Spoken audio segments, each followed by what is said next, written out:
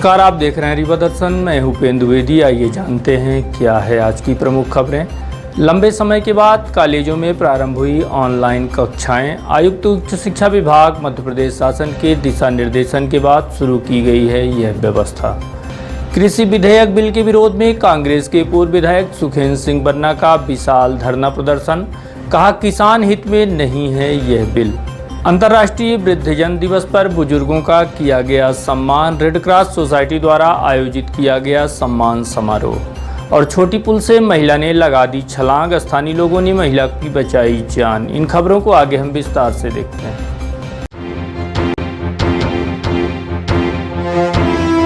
कॉलेजों में प्रारंभ हुई ऑनलाइन क्लासेस। आयुक्त उच्च शिक्षा विभाग मध्य प्रदेश शासन भोपाल से जारी आदेश के बाद 1 अक्टूबर से प्रदेश के सभी शासकीय एवं अशासकीय महाविद्यालयों में ऑनलाइन कक्षाएं संचालित किए जाने का दिशा निर्देश जारी किया गया, जिसके परिपालन में विधि महाविद्यालय रीवा समेत अन्य महाविद्यालयों में ऑनलाइन कक्षाओं का शुभारंभ किया गया।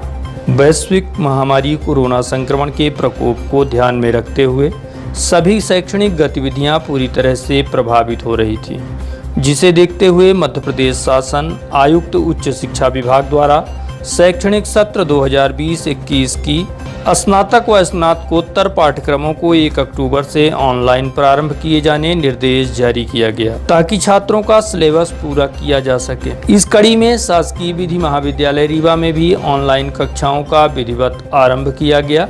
वहीं बड़ी संख्या में छात्रों ने लैपटॉप, कंप्यूटर व मोबाइल के जरिए ऑनलाइन क्लासेस ज्वाइन की। ऑनलाइन क्लास प्रारंभ करते हुए विधि महाविद्यालय प्राचार्य द्वारा बाकायदा डॉक्टर रवीन्द्र तिवारी, डॉक्टर ममता पांडे, डॉक्टर भोला प्रसाद साहू, डॉक्टर लोक नारायण मिश्रा समेत राहुल शर्मा द्वारा बढ़ चढ़कर अपनी जिम्मेदारी का निर्वहन करते हुए ऑनलाइन कक्षाएं संचालित की गईं। ऑनलाइन कक्षाओं को लेकर विधि महाविद्यालय प्राचार्य डॉक्टर योगेंद्र तिवारी से बात की गई, तो उन्होंने इस संबंध में विस्तार से जानकारी दी। उच्च शिक्षा विभाग द्वारा 21 तारीख को एक वीडियो कॉन्फ्रेंसिंग का आयोजन किया गया था। उसमें सारे प्राचार्यों को निर्देशित किया गया था कि आप अपने यहाँ ऑनलाइन कक्षाओं का संचालन करेंगे। उसके बाद लगातार विभाग से पत्र आते रहे और उन पत्रों पर ऑनलाइन क्लासेस कैसे चलानी है उसके संबंध में निर्देश था। वेबएक्स, गूगल मीट के माध्यम से ऑनलाइन क्लास चलानी थी, उसका टाइम टेबल बनाना था।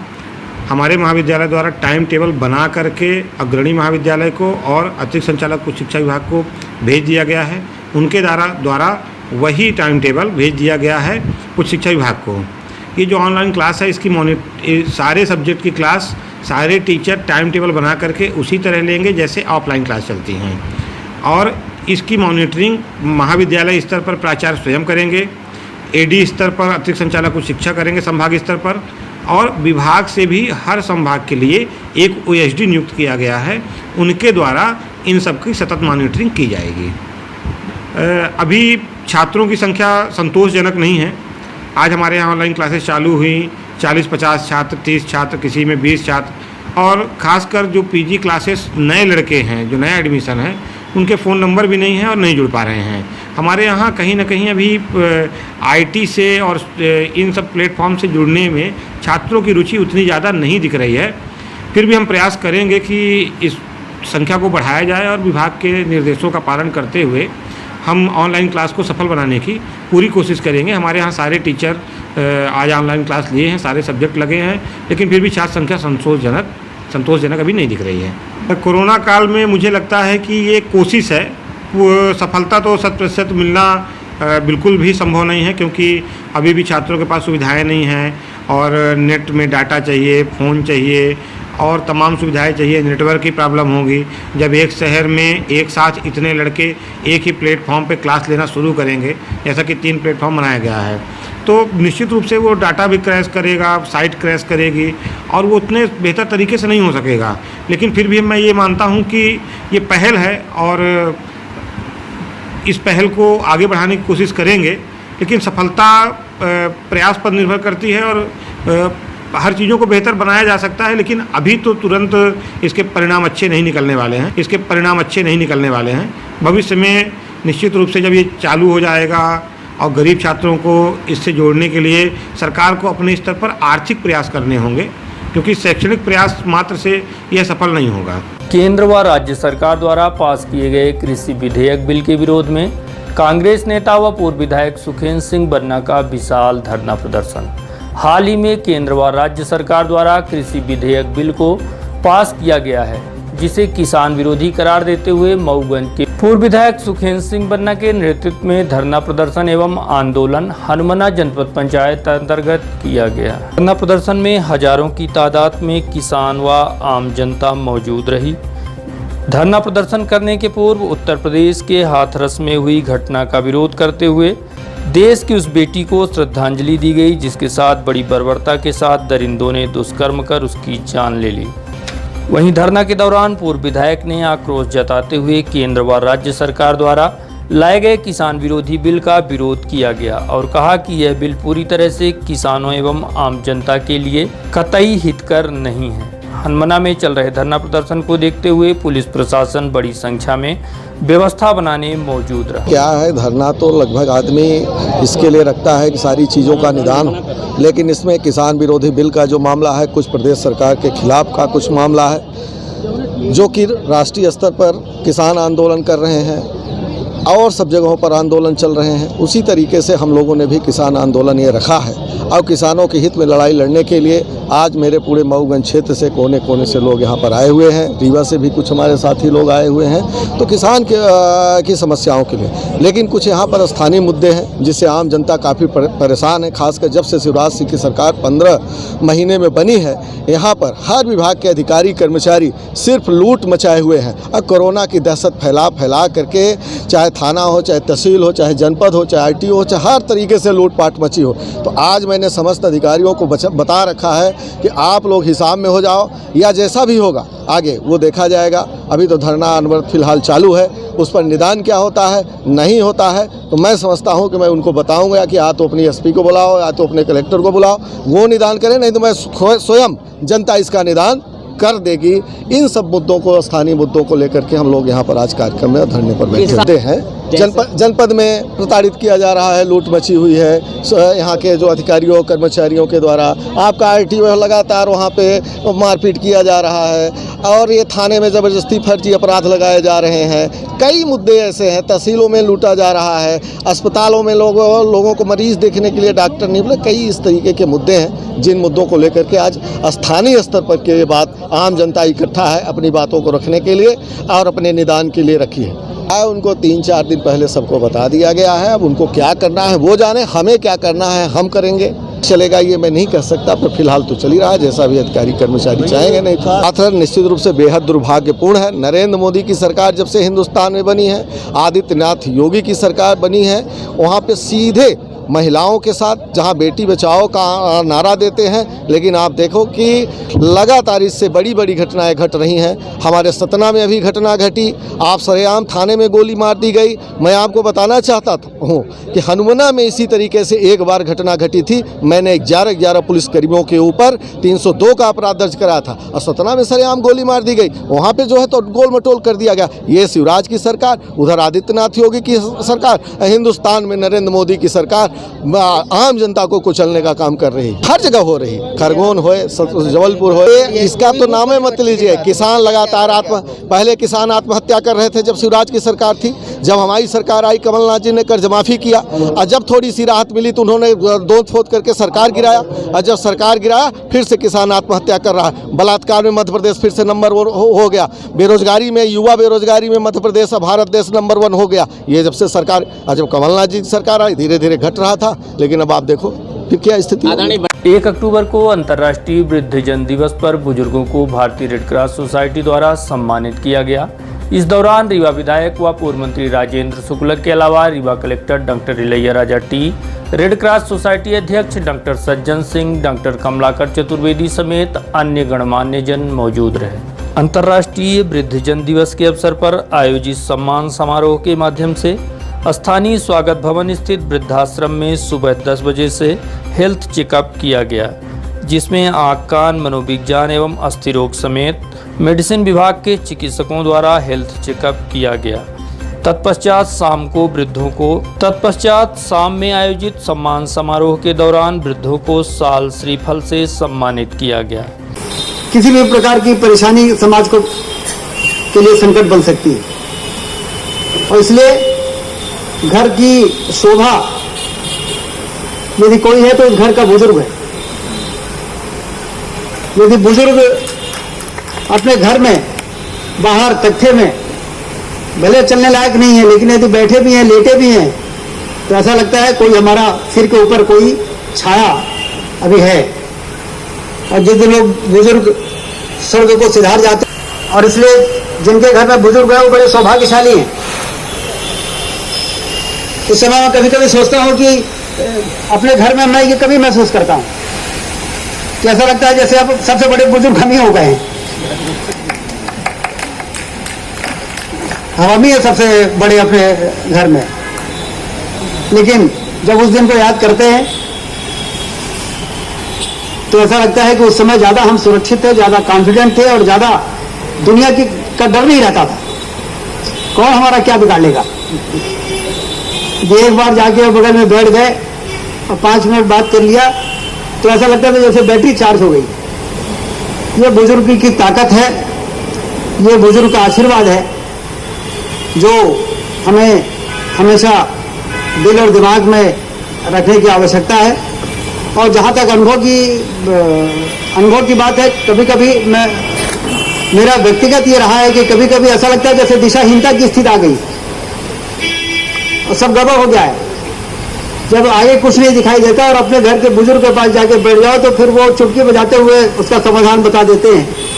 तो ऐसा लगता है कि अरे ये तो कुछ था ही नहीं। ये वो अनुभव है। ये बाल कोई धूप में सफेद थोड़ी हुए हैं। अंदर ही अंदर ना इसको परीक्षण करने का दिन है। उसके साथ साथ जैसे उन्होंने रखा है हॉस्पिटल्स या बैंक्स या फिर कितने भी है ना सुविधा हैं, कहाँ है ना हम वृद्धजन जाते हैं उनको प्राथमिकता से हमको अटेंड करना चाहिए। उसको लेकर हम लोग प्रशासन बिल्कुल संवेदनशील है और आगे हम लोग है ना इसको निर्देशित करेंगे कि मतलब है ना कभी भी कोई वृद्धजन आते हैं तो उनको है ना लाइन में खड़ा ना हो, उनको सबसे पहले प्राथमिकता क्रम पे उनका है ना सर्विसेज और सुविधा है ना मिले। हम लोग यही आश्वासन आपको देना चाहते हैं।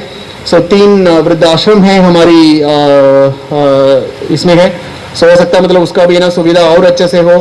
और आप लोगों की मार्गदर्शन, आपकी एक्सपीरियंस है वो समाज के लिए ना बहुत ज़्यादा फायदामंद है।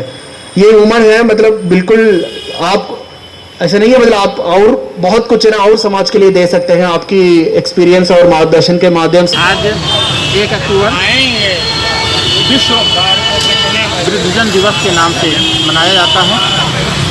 हम लोग भारतीय रेड क्रॉस सोसाइटी की ओर से हमारे यहाँ वृद्धाश्रम सीतामढ़ी सदन के नाम से स्वागत भवन में संचालित है। 30 वृद्ध जो रातों दिन हमारे पास रहते हैं, जिनकी हम सेवा करते हैं, और लगभग 100 लोग डे केयर सेंटर में हमारे बीच में आते हैं। हम प्रतिबद्ध हैं, भारतीय रेड क्रॉस सोसाइटी प्रतिबद्ध है कि यहाँ पर बुजुर्गों को किसी भी प्रकार की समस्या, कोई कठिनाई, कोई परेशानी नहीं हो। न केवल भोजन की, वस्त्र की, बल्कि उनके सम्मान में, उनके लिए आनंद में, उनके लिए जीवन में आने वाली किसी भी कठिनाई में हम उनके सहयोगी बन सकें। तो हम अपने आप को बहुत सौभाग्यशाली मानेंगे। 50 लोगों कार्यक्रम में सम्मिलित हुए।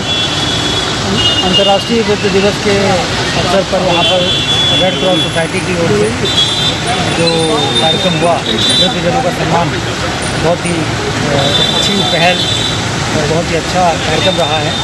और इससे समाज को संदेश जाता है कि हम सब अपने बुजुर्गों की इज्जत करें, उनका सम्मान करें, उनके स्वाभिमान की रक्षा करें, जिससे कि ऊपर वाले की कृपा हम पर हो और हमारा भविष्य बेहतर हो सके। तो इसलिए जो हमारे देश की संस्कृति है, जो परंपरा है कि बुजुर्गों के सम्मान में कहीं कोई कसर न रहे, उनका दिल न दुखे, इसके लिए समाज में एक प्रेरणा देने के लिए, संदेश देने के लिए आज पूरी दुनिया भर में वृद्ध दिवस का आयोजन भी है। और रीवा में बहुत ही भव्य तरीके से इसका आयोजन किया गया। रेड क्रॉस सोसाइटी को मैं इसके लिए साधुवाद देता हूँ। छोटी पुल से महिला ने लगा दी छलांग। गुरुवार की दोपहर तकरीबन 1 बजे एक महिला ने छोटी पुल से नदी में छलांग लगा दी। इस घटना से आसपास के क्षेत्र में हड़कंप मच गया। हालांकि वहां मौजूद स्थानीय लोगों ने तत्काल नदी में छलांग लगाकर महिला को डूबने से बचा लिया है। यह घटना सिविल लाइन थाना क्षेत्र अंतर्गत छोटी पुल के समीप की बताई जा रही है। जहां दोपहर एक महिला पहुंची और सीधे पुल से नदी में छलांग लगा दी। इस घटना के बाद आसपास के क्षेत्र में सनसनी फैल गई। वहीं स्थानीय लोगों द्वारा महिला को नदी में डूबने से बचा लिया गया है तथा पुलिस को सूचना देकर उस महिला को पुलिस के हवाले कर दिया गया है। घटना की वजह का पता लगाने पुलिस जांच में जुटी हुई है। माना यह जा रहा है कि महिला चुरहटा थाना क्षेत्र के पैपखरा की रहने वाली है, जिसका पति से कुछ विवाद हुआ और महिला ने तैस में आकर यह कदम उठा लिया। महिला की स्थिति सामान्य बताई जा रही है। रीवा जिला प्रशासन एवं रीवा जिला शिक्षा विभाग के सौजन्य से रीवा दर्शन प्रस्तुत करता है English lab and educational program. Welcome in the world of digital education. आप घर बैठे सीखें स्पोकन एवं competitive English, personality development tips के साथ करियर काउंसलिंग। दिनांक 28 सितंबर से प्रत्येक सोमवार, बुधवार और शुक्रवार को सुबह 8 बजे से एवं पुनः प्रसारण शाम 8 बजे से डिजियाना सेटअप बॉक्स पर channel number 122 Rewa Darshan presents English lab. Business, housewarming, love marriage, court cases, foreign tour, family problem, वसीकरण, मुटकरनी, ब्लैक मैजिक स्पेशलिस्ट और कुछ भी मसाइल हो, हर मसले का हल मौजूद है। मैं अपनी जिंदगी से बहुत मायूस हुई। अच्छी पढ़ाई होते हुए भी मेरा वीजा नहीं लगा और अब मैं अब्रॉड में अच्छी जॉब कर।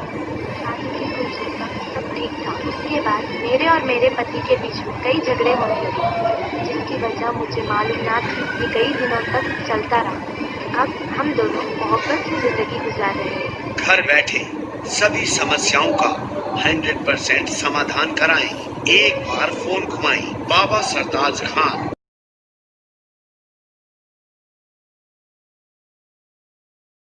सरहंगों ने मारपीट करते हुए युवक का नाक काट कर दिया अलग। यह घटना गत रात्रि मनगमा थाना क्षेत्र अंतर्गत मनकवार में घटित हुई, जहां पुरानी रंजिश के चलते सरहंगों ने राजकुमार साकेत के साथ जमकर मारपीट की और धारदार हथियार से उसकी नाक काट कर अलग कर दी गई है। घटना की रिपोर्ट पीड़ित व्यक्ति द्वारा थाने में दर्ज करा दी गई है। वहीं पुलिस ने पीड़ित को संजय गांधी अस्पताल में भर्ती करा दिया है, जहां उसका इलाज किया जा रहा है। अस्पताल में इलाज करा रहे पीड़ित युवक राजकुमार साकेत के मुताबिक वह अपने गांव अहिरवार से मनकवार कुछ सामान खरीदने आया हुआ था। इसी बीच मनकवार स्थित रोहित सिंह परिहार और उसके 4 अन्य साथियों ने मिलकर पीड़ित के साथ मारपीट की तथा धारदार हथियार से उसका नाक काट कर अलग कर दिया। घटना के बाद आरोपी फरार बताए जा रहे हैं।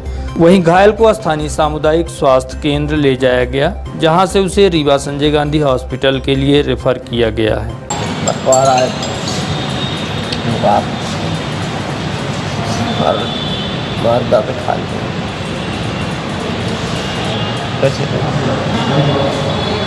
इसी कारण ही पहले विवाह था लोग था। पहले बात जगह बारा 2 आदमी। कौन कौन? मुक्के गाँव के हैं राजकुमार साकेत जी, इनके पिताजी का नाम है छोटे साकेत। ये कल रात को 9 बजे घर से बता के निकले कि सब्जी लेने जा रहा हूँ। फिर ये सब्जी लेते समय इनका क्या कुछ ऐसा हो गया, मेरे पिताजी की गाड़ी लिए थे तो ये काफ़ी टाइम तक लौटे नहीं। फिर अपन वहाँ गए तो इनसे वो चौकी लेके गए, मेरे पिताजी चौकी लेके गए जब तो इनका नाक जो कट गया था, इनका विवाद रोहित सिंह पतारी और मुक्के सिंह से हुआ था। उन्होंने पहले इनको लाल घूसे से मारा, फिर उसके बाद इनका बाल पकड़कर नाक को दांत से काट लिया। फिर इनको लेके चौकी लेके गए। चौकी में क्या था कि पुलिस वाले नहीं थे, फिर क्या कारण था ये नहीं पता। फिर वहाँ से मनजमा के लिए बोल दिए। मनजमा गए तो FIR करवाया, फिर वहाँ से MLC कराने गए यहाँ बगेर से लौट के आए तो फिर बगेर से रेफर कर दिए रीवा के लिए। तो कल रात से यहीं इनका इलाज चल रहा संजय गांधी में। फिर विवाद कोई नहीं था, ये कुछ पुरानी रंजिश हैं। कुछ इनको कई बार 2-3 बार धमकाया गया कि मार देंगे, जान से मार देंगे। कई बार इनको इनके साथ किया गया। मेरे पिताजी की गाड़ी भी फोड़ फाड़ दी है। सुदीप सिंह बघेल। सृजन सेवा समिति द्वारा डॉक्टरों को सौंपी गई PPE किट वैश्विक महामारी को देखते हुए चिकित्सकों की सुरक्षा के लिहाज से सृजन सेवा समिति द्वारा दिन रात मरीजों की सेवा में तत्पर रहने वाले डॉक्टरों को पीपीई किट सौंपी गई है। समिति सचिव शेषमणि शुक्ला द्वारा medical college dean doctor Manoj Indurkar को 40 नग पीपीई किट सौंपी गई है। इस दौरान नरेंद्र तिवारी, डॉक्टर जेपी नारायण, अशोक सोनी, उमेश द्विवेदी, राजेश चौबे समेत अन्य पदाधिकारी मौजूद रहे। सृजन सेवा समिति के सहयोग से निर्णय लिया गया, एक बैठक हुई जिसमें हम लोगों ने तय किया, आदरणीय नरेंद्र तिवारी जी, राजेश चौबे जी और हमारे सभी साथियों ने तय किया, सोनी जी मिल के हम लोगों ने तय किया कि कोरोना की महामारी में क्यों ना कुछ इस तरह का हम प्रयास करें। उसको लेके हम लोगों ने जन सहयोग से पीपीई किट इंदौर से मंगाया, 40 किट मंगाया था हमने 30,420 रुपये की, और उसको आज हम यहाँ अधिष्ठाता इंदुरकर जी को अभी डोनेट किए हैं। हम चाहते हैं कि ऐसे तमाम समाज में जो लोग हैं वो बाहर निकलें और ऐसी जो बीमारी है उसके लिए आगे बढ़कर आएँ और जन सहयोग से इस तरह के प्रयास हों। और इसमें हमारे अशोक सोनी जी का भी बड़ा ही सहयोग रहा, इन्होंने भी इसमें भागीदारी निभाई है। राज्य शासन एवं स्वास्थ्य विभाग के दिशा निर्देशन पर बढ़ते कोरोना संक्रमण को देखते हुए निजी नर्सिंग होम संचालकों को कोविड मरीजों के उपचार के लिए 20 बेड का कोविड सेंटर बनाए जाने का निर्देश जारी किया गया।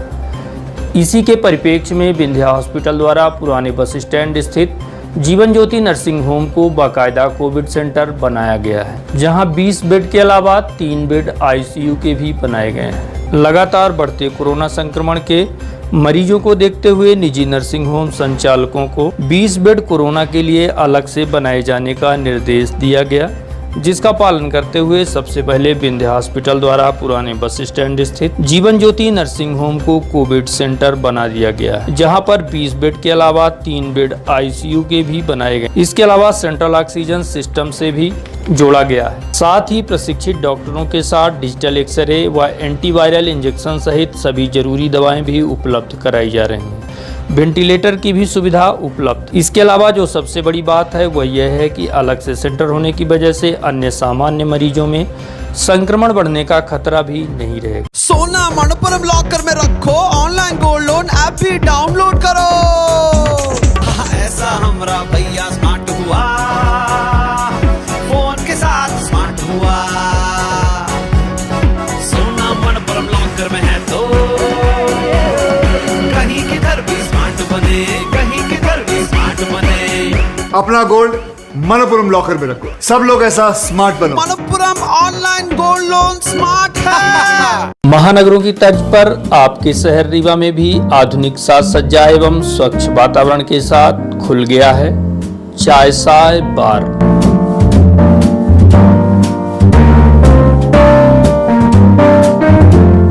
जहां पर आप व आपके परिवार के स्वाद के साथ ही सुरक्षा का भी विशेष ध्यान रखा जाता है। इसीलिए हम आपको देश की मिट्टी से बने बर्तनों में अत्यंत लजीज व्यंजनों के साथ साथ चाय कॉफी व कोल्ड कॉफी का लुत्फ उठाने की बेहतर सुविधा उपलब्ध कराते हैं।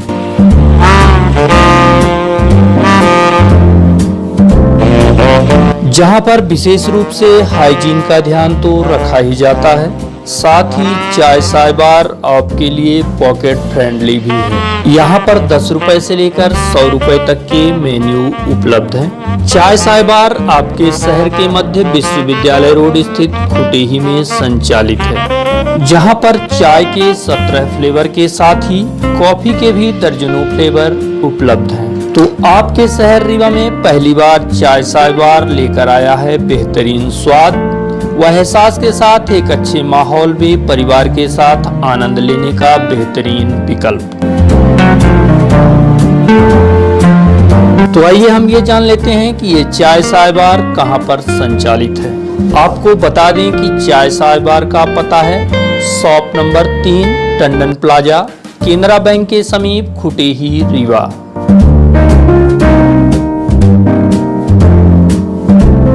पता एक बार फिर जान लें, shop number 3 Tandon plaza, Canara bank के समीप, खुटेही, रीवा। तो आपसे आग्रह है कि एक बार सेवा का अवसर जरूर दें। आंगनवाड़ी कार्यकर्ता एवं सहायिका एकता यूनियन द्वारा अपनी विभिन्न मांगों को लेकर 1 अक्टूबर को महिला एवं बाल विकास मंत्री भारत सरकार नई दिल्ली समेत प्रदेश के मुखिया शिवराज सिंह के नाम रीवा कलेक्टर को ज्ञापन सौंपा गया है। न्यूनतम वेतन, सेवानिवृत्ति पर प्रदेश सरकार द्वारा घोषित एकमुश्त राशि दिए जाने समेत अन्य मांगों के संबंध में ज्ञापन सौंपते हुए अपनी मांगों के संबंध में अवगत कराया गया है। सौंपे गए ज्ञापन के संबंध में आंगनबाड़ी कार्यकर्ता एवं सहायिका एकता यूनियन मध्य प्रदेश C2 जिला परियोजना शाखा रीवा अध्यक्ष शशिकला पांडे ने बताया कि किन किन मांगों को लेकर ज्ञापन सौंपा गया है। आज हमारा पूरे देश में विरोध प्रदर्शन है और ये विरोध प्रदर्शन इसलिए कर रहे हैं कि स्मृति ईरानी जो सांसद हैं, हमारी मंत्री भी हैं, उन्होंने संसद में जो बयान दिया है वो मतलब शर्मिंदा करता है हम लोगों को। हम लोग लगातार जब से कोरोना लगा है, जब से लगातार हम लोग आंदोलन कर रहे हैं और ज्ञापन भेज रहे हैं और यहाँ तक कि हमारे सेंट्रल कार्यालय से दिल्ली से भी वहाँ हाथों हाथ भी ज्ञापन जाता है। उसके बाद भी उन्होंने ये कह दिया कि आंगनबाड़ी कार्यकर्ताओं को शोषण हो रहा है, ऐसी उनके पास आज तक कोई जानकारी नहीं आई है। तो हम इसकी आलोचना करते हैं और उसमें ये पूरे देश में हो रहा है। और उसके साथ साथ में क्यों ये जो लॉकडाउन हुआ जब से, तो आंगनबाड़ी कार्यकर्ताएँ ज़मीनी स्तर पर काम कर रही हैं और उसके बाद फिर दूसरे लोग काम कर रहे हैं। डॉक्टर काम कर रहे हैं कि आंगनबाड़ी कार्यकर्ता केस जो है वो कर रही है, बता रही है कि यहाँ पे कौन आया है, कौन बीमार है, सारा सर्वे कर रही है। तो ऊपर जाके फिर डॉक्टर काम कर रहे हैं। तो उनका नाम तो है लेकिन आंगनबाड़ी कार्यकर्ता का नाम कहीं नहीं आता। ना उनको मास्क दिया गया, ना उनको सैनिटाइजर दिया गया, ना कोई किट दी गई, ना किसी तरह की कोई सुविधा है। तो काम करने के बाद भी कहीं कुछ नहीं है और ऊपर से वो इस तरह की बात करती हैं। तो ये शोषण नहीं तो क्या है कि हमको कुछ नहीं दिया गया, उसके बाद भी हमसे काम लिया जा रहा है। हमारी कार्यकर्ताएं कई लोग खत्म हो गई, उनको जो 50 लाख रुपए देने की बात थी तो वो भी नहीं दिया गया। तो ये तो पूरा सरासर कहने के बाद और उसके बाद फिर वो अपने ही आदेश की अवहेलना करना है, तो ये गलत है। और इसके साथ में क्या है कि जो आंगनबाड़ी में हमारे हितग्राही हैं, उन हितग्राहियों के लिए इन्होंने आदेश कर दिया कि उनको कैश ट्रांसफ़र करेंगे उनके पोषण आहार का। आंगनबाड़ी में आता है तो पोषण आहार कम से कम उनको मिलता तो है, बच्चे बैठ के खाते हैं, जो महिलाएं हैं वो लेके जाती हैं, जो आता है, जो भी आता है ना। तो उसके बाद जब कैश ट्रांसफ़र करेंगे, इतनी बड़ी संख्या में कैश ट्रांसफ़र सक्सेस नहीं होगा, क्योंकि हम आंगनबाड़ी कार्यकर्ताओं का मानदेय, हम एक क्षेत्र में 25-27 कार्यकर्ता है, उतने ही सहायिका हैं, उनमें से ही कभी कभी किसी का मानदेय गड़बड़ हो जाता है और नहीं आता है, फिर दोबारा फिर लिख के देना पड़ता है, तब फिर वो फिर डालते हैं। तो इतनी बड़ी संख्या में कैश ट्रांसफ़र संभव नहीं है और ये तो सारा ख़त्म करने की चाल है इनकी कि किस तरह से आंगनबाड़ी को ख़त्म किया जाए। उनको जो है वो स्कूलों में शिफ्ट करने का चल रहा है, उनको बोल रहे हैं कि वो टीचर बना देंगे, जबकि ये सब पूरा गलत है। आंगनबाड़ी सहायिका है, उसके लिए नई शिक्षा नीति में कहीं कुछ नाम ही नहीं है कि आंगनबाड़ी सहायिका कहीं जाए, कहाँ जाएंगी। हमने स्मृति ईरानी जो है उनके नाम से ज्ञापन दिया है, जो हमारी मानव संसाधन मंत्री हैं, महिला बाल विकास मंत्री हैं, और एक ज्ञापन हमने मुख्यमंत्री जी के लिए भी दिया है। वो दोनों ज्ञापन SDM साहब को हमने सौंपे हैं और रिक्वेस्ट की है कि वो हमारे ज्ञापन वहाँ तक पहुँचाएं। आपका किशोरी वर्मा, मैं राजमास आंगनबाड़ी कार्यकर्ता सहायिका। गोविंदगढ़ पिकनिक मनाने गए 3 युवकों की मौत। गोविंदगढ़ थाना क्षेत्र अंतर्गत खंधो पिकनिक मनाने गए 3 युवकों की मौत से जिले भर में हड़कंप मच गया। वहीं तत्काल मौके पर पहुंची पुलिस टीम ने रेस्क्यू कर तीनों शवों को बाहर निकाल लिया है। मृत हुए तीनों युवक बिछिया के बताए जा रहे हैं। गोविंदगढ़ खंधो में उस वक्त मातम छा गया जब पिकनिक मनाने गए 3 युवकों की खंधो कुंड में डूबने से मौत हो गई। घटना की जानकारी लगने के बाद तत्काल मौके पर पुलिस की टीम पहुंची और रेस्क्यू करते हुए युवकों के शवों को बाहर निकाला है। पुलिस के मुताबिक मृत हुए तीनों युवक बिछिया के रहने वाले बताए जा रहे हैं, जो कि गुरुवार की सुबह ही पिकनिक मनाने खंधो गए हुए थे, जहां पर नहाते वक्त एक युवक का पैर फिसल गया और वह कुंड में जा गिरा, जिसके बाद उसे बचाने 2 अन्य युवक भी कुंड में छलांग लगा दिए, जिसके चलते तीनों की मौत हो गई। घटना के संबंध में अतिरिक्त पुलिस अधीक्षक शिव कुमार वर्मा से बात की गई। उन्होंने इस संबंध में जानकारी देते हुए बताया, जानकारी मिली थी गोविंदगढ़ पुलिस को कि कुछ बच्चे जो थे वहाँ खंडो माता का मंदिर है, जो उसमें जो कुंड बना हुआ उसमें बच्चे डूब गए हैं। जब पुलिस वहाँ पता करने गई तो वहाँ कुछ और तो नहीं था, बच्चों के कुछ कपड़े वपड़े दिखाई दे रहे थे। उसी आशंका के आधार पर किसी ने देखा तो नहीं था कि क्या हुआ है, हमने यहाँ से तैराक दल भेजा था वहाँ पर, और उसके बाद फिर तैराक दल के द्वारा और ग्रामीणों की मदद से बच्चों को बाहर निकाल लिए गए। उनके शव मिले हैं। ऐसा प्रतीत हो रहा है कि बच्चे वहाँ नहाने गए थे और उनके साथ घटना घट गई है। तो बरामद हुए और तीनों को पीएम के लिए भेज दिया गया और पुलिस की जांच कार्रवाई चालू है। वो गोविंदगढ़ और बिछे तरफ के रहने वाले बच्चे हैं। उनके बारे में अभी नाम पता आ जाएगा तो आप लोगों को अवगत करा दिया जाएगा। उत्तर प्रदेश के हाथरस में हुई घटना को लेकर कांग्रेस नेता राजेंद्र शर्मा ने उठाए कई सवाल। हाथरस में हुई दिल दहला देने वाली घटना को लेकर जहां पूरे देश भर में उबाल है, वहीं धरना प्रदर्शन किए जा रहे हैं। वहीं इस घटना के आरोपियों को कड़ी से कड़ी सजा दिलाए जाने की लगातार मांगे भी उठ रही हैं। इस बात को लेकर कांग्रेस नेता इंजीनियर राजेंद्र शर्मा ने चिंता जाहिर की और कहा कि उत्तर प्रदेश की योगी सरकार के साथ ही केंद्र की सरकार विफल है, जिसके चलते आए दिन बहू बेटियों की अस्मत के साथ खिलवाड़ की जा रही है। प्रदेश कांग्रेस प्रवक्ता एवं रीवा संभाग प्रभारी इंजीनियर राजेंद्र शर्मा ने कहा कि जो लोग राम राज्य की बातें करते और भारत को विश्व गुरु बनाने के सपने देखते हैं, उनके राज्य में पूरी तरह से जंगल राज है। जिस तरह से मासूम बेटी के साथ दुष्कृत्य की घटना की गई, उसके बाद पुलिस प्रशासन द्वारा रात में बच्ची का अंतिम संस्कार किया गया है, वह अत्यंत निंदनीय है। इतना ही नहीं, श्री शर्मा ने यह भी कहा कि सरकार के इशारे पर प्रशासन द्वारा कांग्रेस के पूर्व राष्ट्रीय अध्यक्ष राहुल गांधी समेत प्रियंका गांधी को हाथरस जाने से रोककर अपनी कायरता का सबूत दिया है। उत्तर प्रदेश सरकार ने अभी हाल में जो हाथरस में एक बालिका के साथ दुष्कर्म हुआ है, उस घटना ने उत्तर प्रदेश सरकार को जो है पूरी तरीके से एक्सपोज कर दिया। योगी जी की जो सरकार जिस तरीके से चल रही है, मैंने देखा कि एक महिला के साथ, एक बालिका के साथ बलात्कार होता है और सामूहिक बलात्कार होता है। इसके बाद उसको इलाज के लिए लेट किया जाता है। बाद में जब वो नहीं रहती, ख़त्म हो जाती है, तो उसके परिवारजनों को उसकी लाश तक देखने नहीं दी गई और आधी रात को उसको पुलिस वालों के द्वारा जला दिया गया। ये उत्तर प्रदेश में जंगल राज चल रहा है आज की तारीख में। और जो लोग ये दावा करते हैं कि हमको अद्भुत भारत बनाना है, जो लोग ये दावा करते हैं कि हमको राम राज्य की स्थापना करनी है, क्या वो ये राम राज्य लाना चाहते हैं? और आज जब हमारे कांग्रेस पार्टी के नेता, हम सबके नेता माननीय राहुल गांधी जी, हम श्रीमती प्रियंका गांधी जी जब वहाँ जाती हैं और उस परिवार के साथ खड़े होने की कोशिश करती हैं, उनको न्याय दिलाने की बात करती हैं, तो उनके साथ धक्का मुक्की, लाठीचार्ज और उनकी गिरफ्तारी की जाती। ये कैसी सरकार है? ये सरकार पूरी तरीके से तानाशाही के रूप में उत्तर प्रदेश में काम कर रही है। और जिस दिन से योगी सरकार वहाँ आई हुई है, जिस तरीके से योगी सरकार ने वहाँ एक जाति विशेष को टारगेट करके इनकाउंटर करना और ये करना शुरू किया है, ये सब चीज़ें बेहद चिंताजनक हैं। और हम तो केंद्र सरकार से, राष्ट्रपति से इस बात की मांग करते हैं कि ऐसी जो अनडेमोक्रेटिक गवर्नमेंट है, इसको ख़त्म करना चाहिए, इसको भंग करना चाहिए। और अब चलने से पहले आज की प्रमुख खबरें एक बार फिर। लंबे समय के बाद कॉलेजों में प्रारंभ हुई ऑनलाइन कक्षाएं। आयुक्त उच्च शिक्षा विभाग मध्य प्रदेश शासन के निर्देशन के बाद शुरू की गई है यह व्यवस्था।